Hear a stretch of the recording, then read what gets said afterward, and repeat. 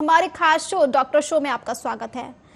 Thyroid बहुत common समस्या होती है जिससे दुनिया भर में करोड़ों की तादाद में लोग जूझ रहे हैं।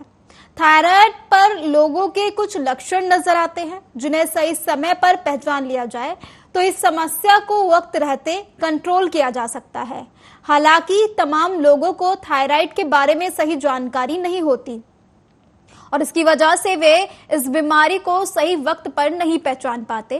थायराइड के शुरुआती लक्षण इस बात पर निर्भर करते हुए अलग अलग ही हो सकते हैं, उसकी अलग अलग समस्याएं हो सकती हैं। हार्मोन के ज्यादा उत्पादन है या कम उत्पादन है, ये भी इसकी समस्या हो सकती है। हालांकि कुछ सामान्य लक्षण हैं जिनको इग्नोर करने से मुश्किल हो सकती है। अगर आप थायराइड से पीड़ित हैं और जब थायराइड के लिए खुद का टेस्ट कराते हैं तो रिपोर्ट में T1, T2, T3, T4, TSH जैसे टर्म्स लिखे होते हैं, लेकिन क्या आप इनके बारे में जानते हैं? शायद नहीं।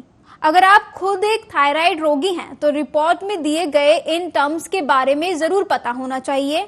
आपको बता दें कि भारत में थायराइड के मरीजों की संख्या किस कदर बढ़ रही है, इसका खुलासा हाल ही में डायग्नोस्टिक ट्रेंड SRL द्वारा प्रकाशित एक रिपोर्ट में हुआ।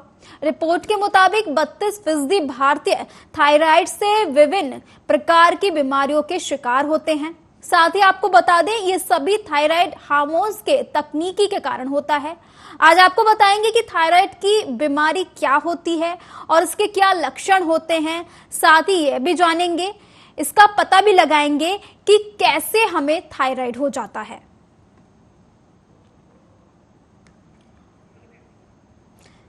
तो आजकल जो है लोगों में बहुत ज्यादा थायराइड के केसेस देखने को मिलते हैं। वहीं मैं आपको बता दूं कि एक रिपोर्ट के अनुसार हर साल 32% लोग थायराइड के शिकार होते हैं, जिसमें ज्यादातर जो मामले सामने आते हैं उनमें बताया जाता है कि थायराइड जो है पुरुषों की अपेक्षा महिलाओं में ज्यादा देखने को मिलता है। जैसे महिलाएं 3 से 4 थायराइड से ग्रसित होंगी, तो वहीं अगर पुरुषों की बात करें तो 1 या 2 पुरुषों में थायराइड देखने को मिलेगा। वहीं थायराइड क्यों हो जाता है, थायराइड के क्या लक्षण हैं, हम कैसे पता करें कि हमें थायराइड हो गया है, इसके बारे में हम विस्तार से चर्चा करेंगे। साथ ही हम आपको यह भी बताएंगे कि किस तरीके से हम खुद को थायराइड का शिकार होने से बचा सकते हैं। ऐसे कौन से घरेलू नुस्खे हैं, ऐसे कौन से घरेलू तरीके हैं जिनको प्रयोग में लाकर हम खुद को थायराइड का शिकार होने से बचा सकते हैं। वहीं हम विस्तार से जानेंगे कि थायराइड की फर्स्ट स्टेज, सेकंड स्टेज और थर्ड स्टेज कौन सी होती है और किस उम्र के लोगों में ज्यादातर थायराइड के केसेस देखने को मिलते हैं। और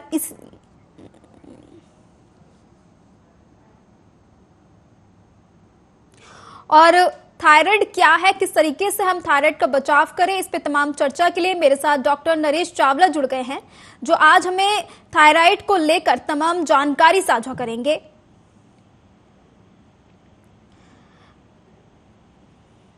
नरेश जी, हर दूसरा व्यक्ति, हर दूसरी महिला ये कहती हुई नजर आती है कि मुझे थायराइड हो गया है।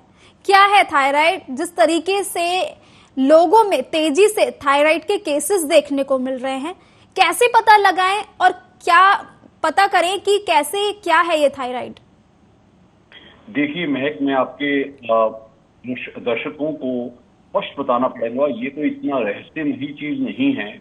थायराइड हमारे शरीर में एक ग्लैंड होती है जो कि गर्दन के आगे यहाँ होती है, बहुत ही ऑलमोस्ट 30 ग्राम की, 20 से 30 ग्राम की ग्लैंड होती है, लेकिन छोटी सी।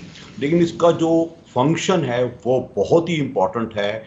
ये शरीर के तरह से हमारे शरीर में जो हमारा बॉडी है उसकी कई मेटाबॉलिक क्रियाओं के लिए बहुत ही जरूरी है।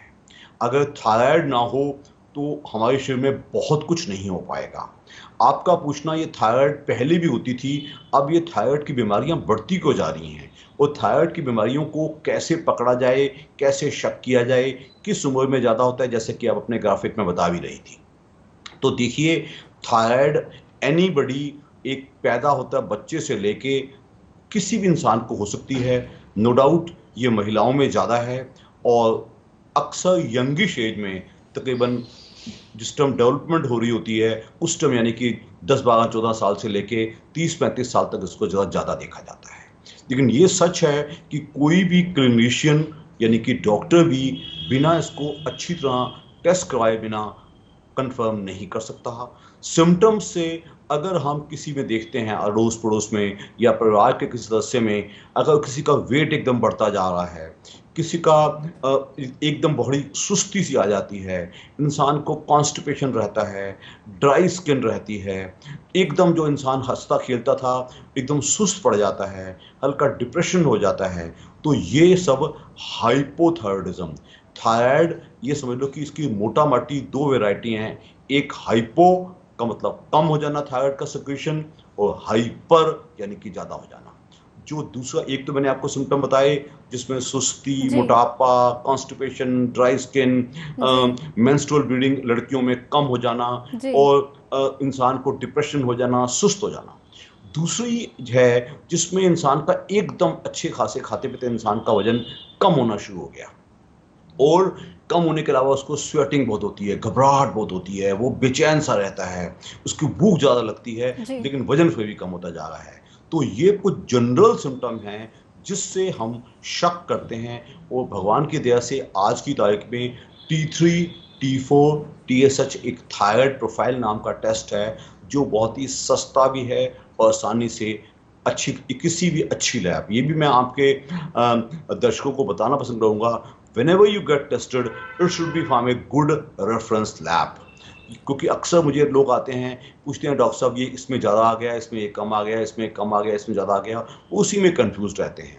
अपने फिजिशियन के टच में रहिएगा, अपना रेगुलर चेक करवाइएगा, और अगर आपको थायराइड डिटेक्ट होती है, यानी कि T4 लेवल कम हो गया है या TSH लेवल ज़्यादा हो गया है, तो आप, या इसका रिवर्स, तो ऐसा है तो आपको या तो हाइपोथायरॉयडिज्म है या हाइपोथायरॉयडिज्म है।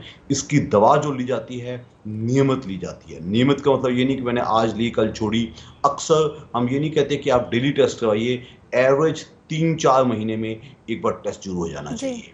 और पर्टिकुलरली अगर ये थायराइड की बीमारी किसी प्रेग्नेंट लेडीज को या लैक्टेटिंग वुमन को होती है तो और भी फ्रीक्वेंट टेस्ट होना चाहिए। एक बात मैं महक आपके दर्शकों को और बताना पसंद करूंगा, थायराइड कभी भी आइसोलेशन में नहीं होती, ये अक्सर किसी न किसी दूसरी बीमारी से एसोसिएटेड हो सकती है।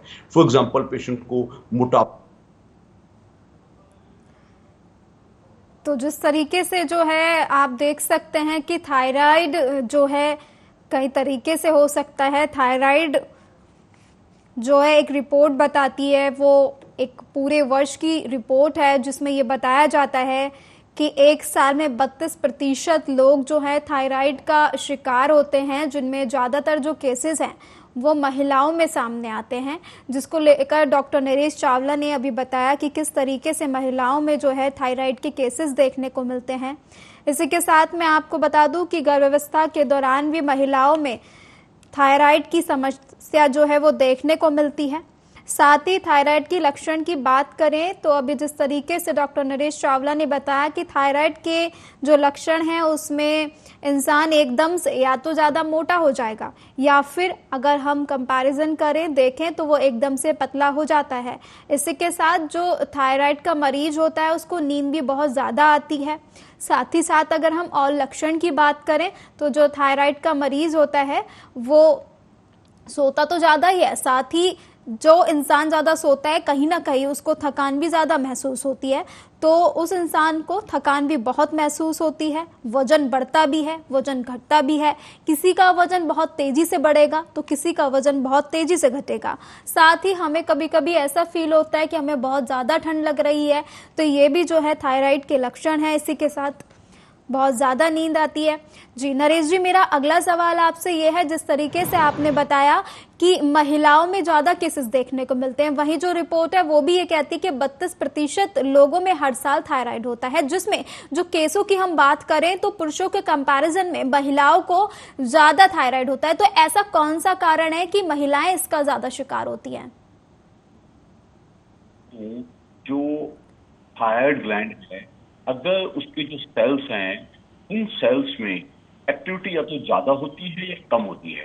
आप कहेंगे एक्टिविटी कम क्यों होती है, तो इसका कारण यूजुअली ऑटो इम्यूनिटी होता है कि कोई अपने सेल्स ही थायराइड सेल्स को डिस्ट्रॉय करना शुरू करते हैं, नंबर वन। उससे पेशेंट के सेल मरते चले जाएंगे और पेशेंट के जो शरीर में थायरोक्सिन जो हार्मोन है जो थायराइड ग्लैंड पर बनाती है, वो थायरोक्सिन कम हो जाता है। आपका डायरेक्ट सवाल कि महिलाओं में ज्यादा क्यों होता है, तो महिलाओं की देखो, आदमी की और औरत की जो टोटल एनाटॉमी और फिजियोलॉजी है वो अलग है। उस हिसाब से औरतों में मेंस्ट्रुअल ब्लीडिंग भी होती है, दूसरे हार्मोन्स होते हैं, आदमियों में टेस्टोस्टेरोन हार्मोन होते हैं, तो उस दूसरे हार्मोनल स्ट्रक्चर की वजह से औरतों में संभव देखा गया है इंसिडेंस वाइज ये ज़्यादा है। और मैं ये भी आपके दर्शकों को बताना पसंद करूंगा, थायराइड की बीमारी बाकायदा फेमिलियल भी होती है। फेमिलियल का मतलब कि दादी को थी, फिर माँ को हो गई, फिर जेनेटिक। हाँ जी, गायनिक इसमें जेनेटिक डेफिनेट प्रीडिस्पोजिशन है, बट जरूरी नहीं कि हो, बट जेनेटिक अगर है तो हम सबसे पहले उलट करते हैं। और ये चीज़ भी बहुत जरूरी है, अगर प्रेगनेंसी के टाइम पे महिला को थायराइड की बीमारी है, जो नवजात शिशु जो इन्फेंट या बच्चा पैदा होने वाला है, आज की तारीख में सबसे पहला टेस्ट हम थायराइड देखते हैं। मैंने अपने 44 साल के डॉक्टरी कार्यकाल में कई बच्चे देखे हैं कि वो पहले दिन से ही डायग्नोज हो जाते हैं। और अगर ये बच्चे अगर शुरुआत में डायग्नोज ना हुए तो समझ लीजिए आधे लोग या तो बोने पैदा होंगे या वो बहुत टॉल हो जाएंगे, जिसको हम क्रिटिनिज्म कहते हैं, बहुत ऊंचा आदमी बन जाएगा। तो यानी कि आज की तारीख में थायराइड का अर्ली डायग्नोसिस बहुत ही जरूरी है, क्योंकि ये बहुत ही एक सस्ता टेस्ट है। तो इसलिए हम हर इंसान को हर स्थिति में, अगर वो मोटा है, अगर उसको शुगर की बीमारी है, उसको थायराइड, उसको ब्लड प्रेशर की बीमारी है, उसको डिस्लिपिडीमिया कोलेस्ट्रॉल की बीमारी है, उसको कोई और गायनी का रोग है, उसको पीसीओडी यानी कि पॉलीसिस्टिक ओवेरियन डिसीज है, और कोई दूसरा एड्रिनल का या कोई ऐसा हार्मोनल डिसऑर्डर है, आज की तारीख में थायराइड का डायग्नोस होना और टेस्ट करवाना बहुत ही बेसिक चीज़ है। इसलिए थायराइड को आजकल हम काफ़ी आगे रखते हैं और जल्दी से जल्दी डायग्नोस करने की कोशिश करते हैं। जी, देखिए नरेश जी, थायराइड जो है बहुत नॉर्मल हो चुका है। ज़्यादातर लोगों को देखा है तो उनमें थायराइड की बीमारी जो है अक्सर सामने आती है, लेकिन मैं कैसे पता करूं कि मुझे थायराइड हो गया है? प्री स्टेज में हम कैसे पता करें एकदम से? देखिए, मैंने पहले ही कहा है, एक क्लिनिशियन यानी कि फिजिशियन सिर्फ शक कर सकते हैं कि इसको ये हो रहा है, क्योंकि लोग लेके आए डॉक्टर साहब कुछ हो जाएगा, ये मोटी होती जा रही है, इसको ब्लीडिंग भी कम होती है, ये सुस्त रहती है, ये खाना भी ठीक ठीक खा लेती है और एक्टिविटी भी करती नहीं है, इसकी स्किन ड्राई है, इसको ठंड ज्यादा लगती रहती है, तो डॉक्टर सबसे पहले शक करेगा, वो एकदम उसका T3, T4, TSH टेस्ट करवाएगा। जो नियरेस्ट आज की तारीख में मोस्टली अच्छी रेफरेंस लैब्स एक ही दिन में आपको रिपोर्ट दे देंगी, हमेशा आपको पता चल जाएगा। Without confirmation of the levels हम कभी भी कंफर्म नहीं। जी नरेश जी, देखिए थायराइड होता है तो अभी जिस तरीके से मैंने पढ़ा उसमें ये बात भी निकलकर सामने आई है कि कहीं ना कहीं थायराइड से जो है कैंसर भी हो सकता है। क्या ये सच है? Yes, not necessarily, but thyroid carcinoma का इंसिडेंस भी डेफिनेटली है, बट मैं आम लोगों को डराना पसंद नहीं करूंगा कि इंसिडेंस इतना हाई नहीं है। वो हर थायराइड का पेशेंट नीड नॉट नेसेसरली, लेकिन अगर किसी पेशेंट का हम देखते हैं कि थायराइड लेवल बहुत बढ़ जाता है, वो बेतुकी ग्रोथ हो जाती है, तो वो बहुत जरूरी है। इसी बीच में मैं आपके दर्शकों को बताना पसंद करूंगा, कई गर्दन के आगे, जवान लड़की के आगे एक ग्वाइटर टाइप फूल सी जाती है, जिसको कई बार हम फिजियोलॉजिकल ग्वाइटर कहते हैं, क्योंकि अपने आप समय के साथ खत्म हो जाती है, उसका देखना भी जरूरी है। और थायराइड की जो एक्चुअल फिजियोलॉजिकल बीमारी है, उसके अलावा थायराइड नोड्यूल वगैरह भी बीमारियां हैं जो कि बाकायदा स्कैनिंग करने के बाद कंफर्म होती हैं, तो वो एक all together totally different department है। उससे आपके दर्शक थोड़े कंफ्यूज हो जाएंगे। तो आज की तारीख में जो हमारा फोकस सिस्टम जो आम जनता को जानकारी देने का है, वो सिर्फ हाइपो या हाइपर थायराइडिज्म का जानकारी देने का हमारा महत्व है, जो कि बहुत ही कॉमन डिसीज एंटिटी है। सवाल ये था कि एक नॉर्मल पर्सन का थायराइड कितना होना चाहिए? लेवल्स होते हैं, एक T3, एक T4, एक TSH। जी। जो T3 T4 से जुड़ा होता है। जो T4 का लेवल है वो मोस्ट इम्पॉर्टेंट है, वो दिखाता है कि हमारे शरीर में थायरोक्सिन का लेवल कितना है। तो वो नॉर्मली 2 से 4 के बीच में होता है।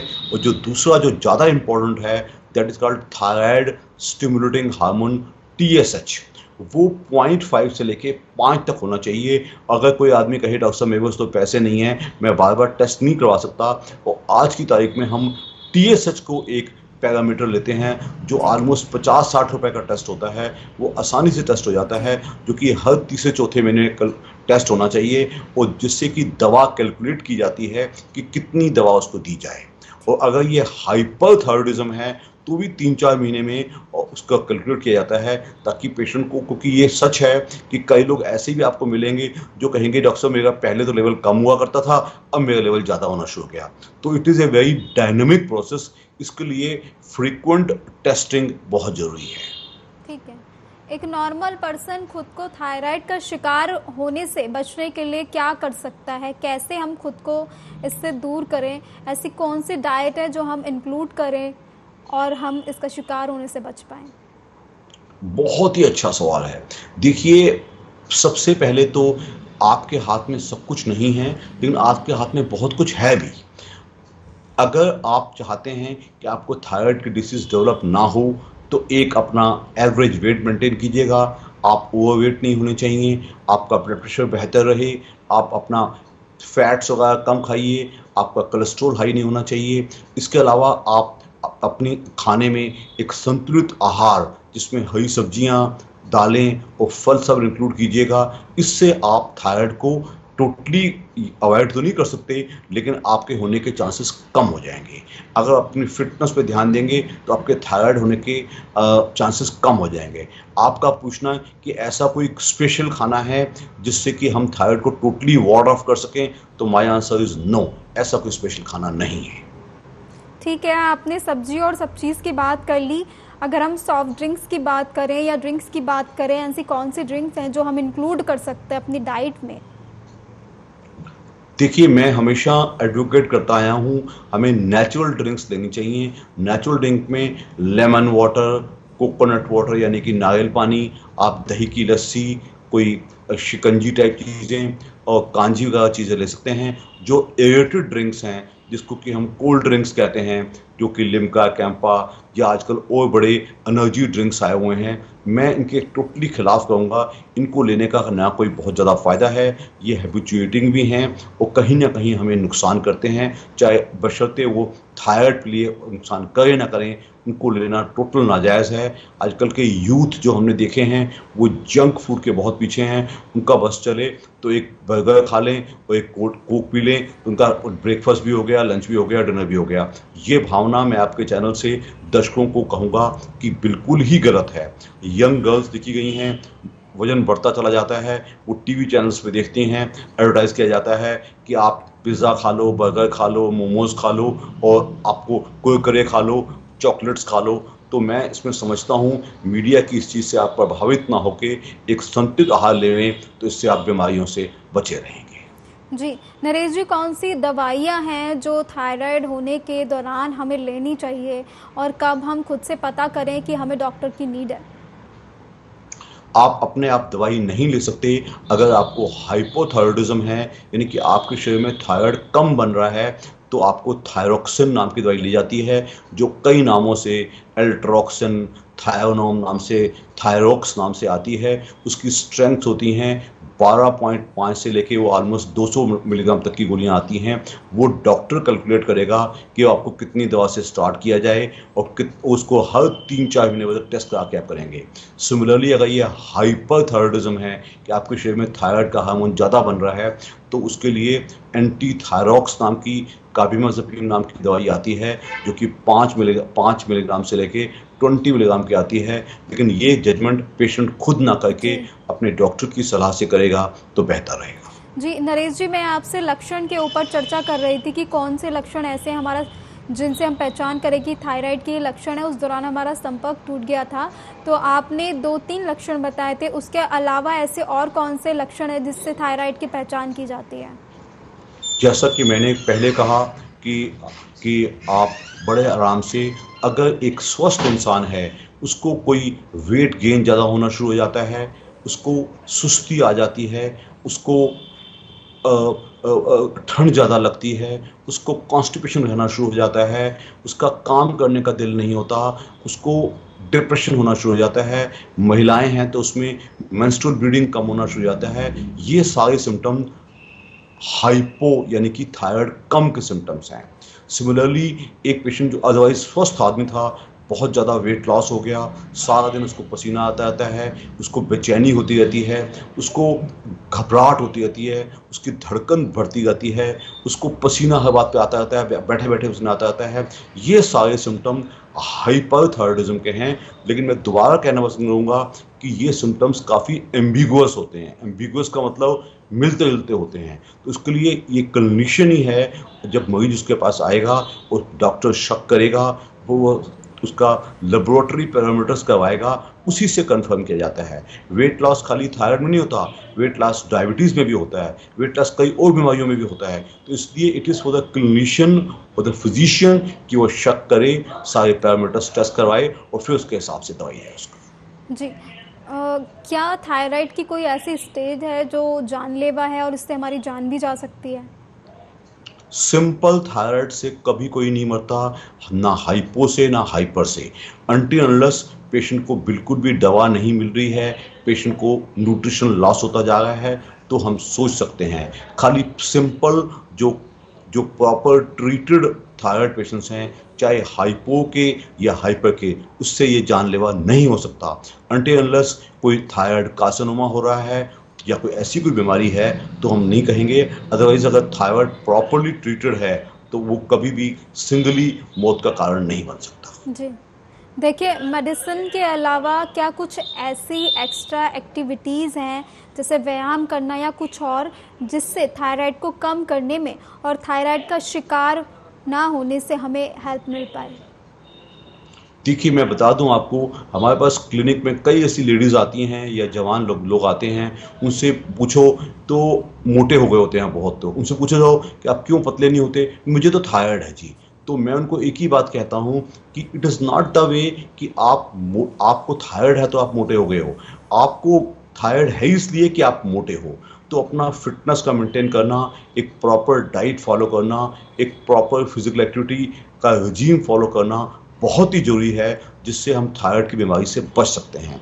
थायराइड आप सोच के देखिए, आज से 50, 70, 100 साल पहले इतना ज़्यादा नहीं होता था। जी। जैसे ये थायराइड एक मेटाबॉलिक सिंड्रोम जो आजकल बहुत ही कॉमन एंटिटी है, जिसमें मोटापा भी आता है, डायबिटीज़ भी आती है, डिसलिपिडीमिया यानी कि कोलेस्ट्रॉल भी ज़्यादा आता है, ब्लड प्रेशर भी आता है, पीसीओडी भी आता है। ये सब एक पूरा सिंड्रोम है, ये इकट्ठा होता है। ये मॉडर्न उम्र का एक नई इजाद है, जो लैक ऑफ फिजिकल एक्टिविटी ना करना, खाना ज़्यादा खाना, जंक ज़्यादा खाना, ऊपर से स्ट्रेस, तो ये सब कुल मिला के होता है। तो मैं आम लोगों को यही सलाह दूंगा कि अगर आप चाहते हैं कि आपको थायराइड वगैरह बीमारियां ना हो, तो अपनी फिटनेस मेंटेन कीजिएगा, एक प्रॉपर बैलेंस्ड फूड फॉलो कीजिएगा, तो आपके बीमार होने के चांसेस कम हो जाएंगे। जी, देखिए नरेश जी, ऐसा माना जाता है कि किसी भी बीमारी की दवाई हम कंटिन्यूटी में खाते हैं तो कहीं ना कहीं वो हमारे बॉडी पार्ट्स को किसी ना किसी तरीके से हार्म पहुंचाती है।